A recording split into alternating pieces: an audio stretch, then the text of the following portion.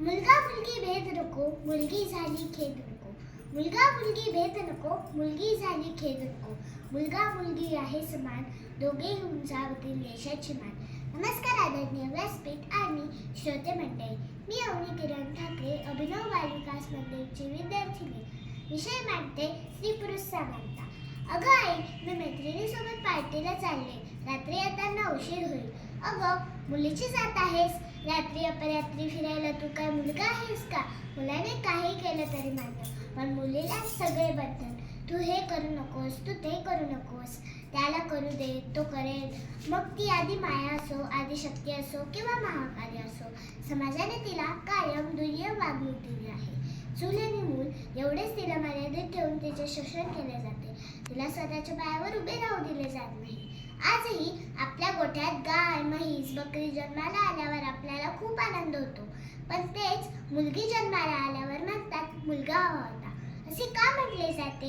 आजही नववधूला आशीर्वाद देताना ज्येष्ठ मंडळी अष्टपुत्र सौभाग्यवती भव असा आशीर्वाद देतात. त्याच्या पलीकडे अष्टपुत्र सौभाग्यवती भव असा आशीर्वाद का दिला जात नाही? ही आपली मानसिकता. आजही स्त्रीभ्रूण हत्या मोठ्या प्रमाणात होत आहे. म्हणून एका लेखकाने म्हटले आहे, कसे उमलतील रे फुलं अशा काळात तोडल्यावर, कसे उमलतील रे फुलं अशा काळात तोडल्यावर, कसा पेटेल रे दिवा अशा पंत्या फोडल्यावर, कसा पेटेल रे दिवा अशा पंत्या फोडल्यावर. आजची स्त्री प्रत्येक क्षेत्रात आपले काम यशस्वीरित्या पार पाडते. आई, बहीण, पत्नी, मुलगी, सून अशा